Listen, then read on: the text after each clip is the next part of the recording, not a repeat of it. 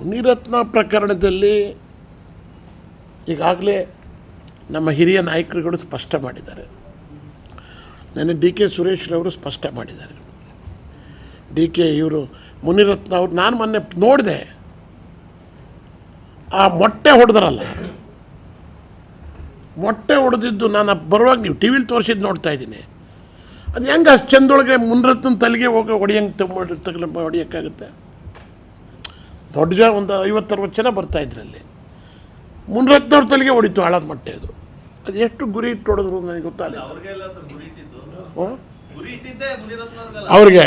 ಹಂಗಾರೆ ಹೊಡೆದು ಪುಣ್ಯಾತ್ಮನಿಗೆ ಗುರಿ ಎಷ್ಟರ ಮಟ್ಟಿಗಿತ್ತು ಅಂತ ಲೆಕ್ಕ ಹಾಕೋಬೇಕು. ಈಗ ಅದಕ್ಕೆ ಪೊಲೀಸ್ ತನಿಖೆ ನಡೀತಾ ಇದೆ. ಇವರು ಕೇಸ್ ಕೊಟ್ಟಿದ್ದಾರೆ, ಅವರು ಕೇಸ್ ಕೊಟ್ಟಿದ್ದಾರೆ.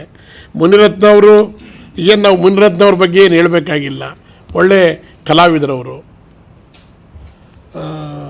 ಆದ್ದರಿಂದ ಈಗ ಆ ವಿಚಾರ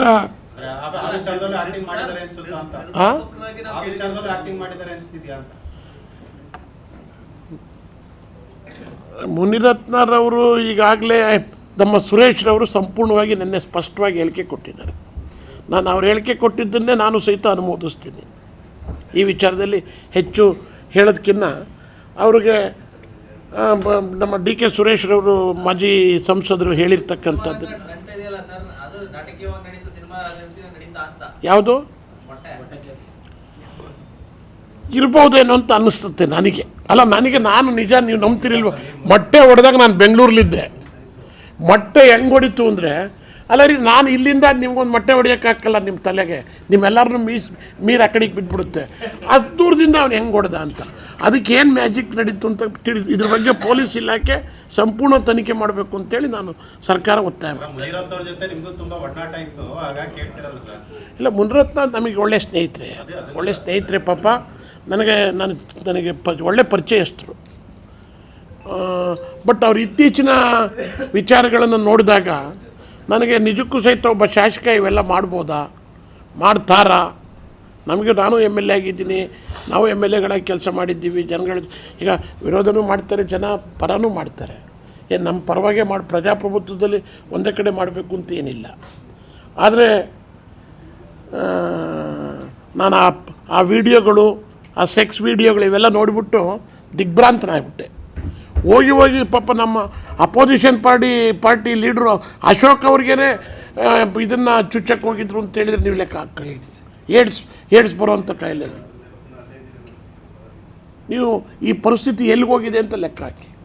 ಸಿಐಡಿ ತನಿಖೆಯಲ್ಲಿ ಸರ್ ಪ್ರೂವಾಗಿ ಚಾರ್ಜ್ ಶೀಟ್ ಕೂಡ ಸಲ್ಲಿಕೆ ಮಾಡಿದ್ದಾರೆ ಸರ್. ಅದರಲ್ಲಿ ಇವೆಲ್ಲವೂ ಕೂಡ ಪ್ರೂವ್ ಆಗಿರುವಂಥದ್ದು ಸರ್. ಅಲ್ಲ, FSL ರಿಪೋರ್ಟಲ್ಲಿ ಅವ್ರ ವಿರುದ್ಧವಾಗಿ ಬಂದಿದೆ ಅಂತಕ್ಕಂಥ ವಿಚಾರ ಸ್ಪಷ್ಟ ಆಗಿದೆ. ಚಾರ್ಜ್ ಶೀಟ್ ಕೂಡ ಸಿಐಡಿ ಅವರು ಸಲ್ಲಿಕೆ ಮಾಡಿದ್ದಾರೆ ಸರ್. ಇವರು ಮಾಡಿರುವಂಥದ್ದೆಲ್ಲ ಕೂಡ ಪ್ರೂವ್ ಆಗಿದೆ ಅನ್ನೋಂಥದ್ದು ಕೂಡ ಹೌದು ಅದ್ರ ಬಗ್ಗೆ ಹೇಳುವಂಥದ್ದು. ಅಲ್ಲ, ಅದಕ್ಕೇ ಈಗ ನೋಡಿ ಕೇಳಿ, ರಾಜಕಾರಣಿಗಳು ಅಂದರೆ ಜನ ಅಸಹ್ಯ ಪಡಬಾರ್ದು. ಇಂಥವೆಲ್ಲ ನೋಡಿದಾಗ ಏನಾಗುತ್ತೆ ಅಂತ ಹೇಳಿದರೆ, ನಿಜಕ್ಕೂ ಸಹಿತ ರಾಜಕಾರಣಕ್ಕೆ ಯಾಕಪ್ಪ ಬಂದಿದ್ದೀವಿ ನಾವು, ನಮ್ಮನ್ನು ಜನ ಏನು ತೀರ್ಮಾನ ಮಾಡ್ತಾರೆ, ಏನು ಅನ್ಕೋತಾರಪ್ಪ ಅನ್ನೋ ಪರಿಸ್ಥಿತಿ ನಿರ್ಮಾಣ ಆಗಿದೆ. ನಮಗಂತೂ ದಿಗ್ಭ್ರಾಂತರಾಗಿದ್ದೀವಿ ಈ ವಿಚಾರದಲ್ಲಿ.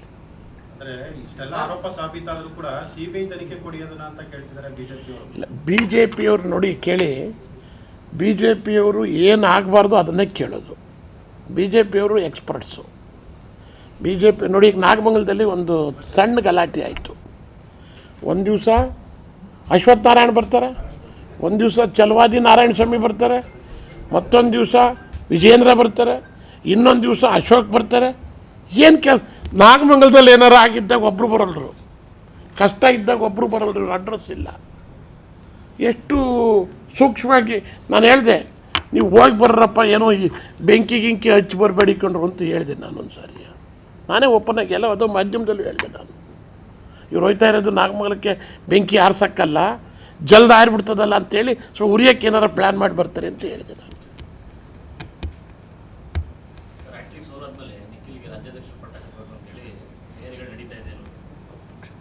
ಈಗ ನಾನು ಆ ಪಕ್ಷದಲ್ಲಿಲ್ಲ, ಅದು ಅವರ ಪಕ್ಷಕ್ಕೆ ಸಂಬಂಧಪಟ್ಟಿರ್ತಕ್ಕಂಥ ವಿಚಾರ. ನಿಖಿಲ್ ಕುಮಾರಸ್ವಾಮಿ ಅವರಿಗೆ ಪಟ್ಟ ಕಟ್ಟಿ ಒಳ್ಳೆಯದಾಗಲಿ ಅಂತೇಳಿ ಈ ಸಂದರ್ಭದಲ್ಲಿ ಶುಭ ಹಾರೈಸ್ತೀನಿ.